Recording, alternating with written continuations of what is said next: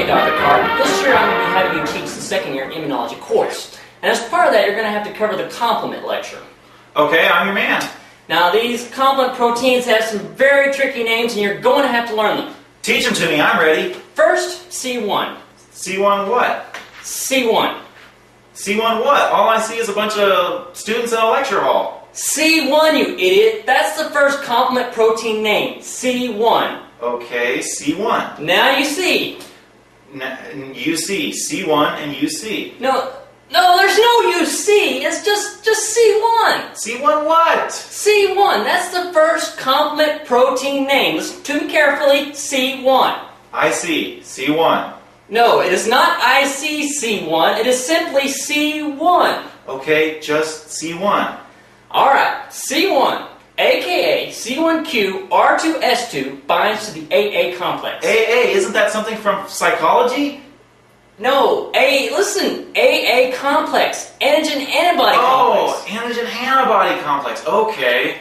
Alright, now you're following me. Okay, C1, aka C1q R2S2, binds to the antigen antibody complex. Okay, let me see if I've got this. C1, R2, S2, how many AKAs are there?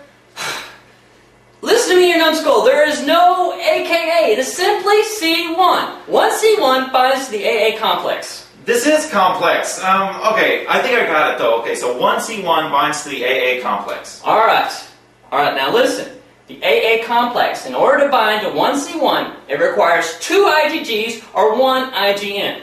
Okay, so either one IgM or two IgGs to go with one C1. Alright, now C1q binds to the ABs. This induces a conformational change in C1q-R2S2. This allows C1R to be released, it auto-activates, then it can cleave C1S. This makes the active form C1. This active form of C1 then binds to C4, it cleaves it and forms C4A and C4B. You got it? Wait a minute, let's go back a little ways. When was I supposed to see a Q? I don't think I've seen a Q yet. No, listen! C1q, that's the complement protein name.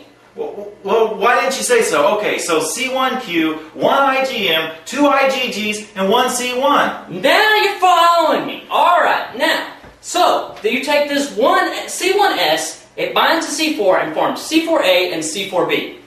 Okay, I'm just not seeing it. Listen, alright, that was a classical pathway. Let's just forget about it. Let's move on to the alternative pathway. There's an alternative pathway to all this? Well, why didn't you just say so from the beginning? C3b. C3b what? So 3's always been 3. No, C3b. That's the first complement protein in the alternative pathway, C3b. Okay, well, C3b what? We're obviously not seeing eye to eye on this.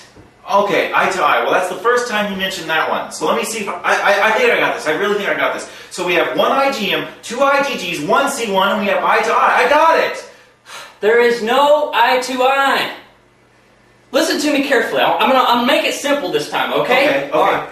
The alternative pathway, it requires C3b. Okay. Or actually a variable form of C3b, known as C3 like C3b. Okay, you following me? Alright. Now, in order for this C3b to take place, C3 has to undergo a spontaneous conformational change that allows H2O to gain access to the thiol ester, thus hydrolyzing the metastable bond C1 star. This forms C3b like C3. Alright, now most of the C3b like C3 is converted to the inactive form C3bi, which is in the fluid phase. The rest of it, however, binds to factor B. Okay, this induces factor D to cleave factor B. Now, in order for factor D to cleave factor B, C3b must be bound to factor B, or C3b like C3, however you want to do it. Anyway, the resulting enzyme is C3BBB. You got it? How many B's? 3. The C3BBB. 3. Okay, I got it. C3B's. No, there are 3 B's in the name. C3BBB. But you said C3B. No, it is 3 B's. There are 3 B's in the name. Okay, C3BBB. AKA C3 convertase. Ace! Ace is from farm!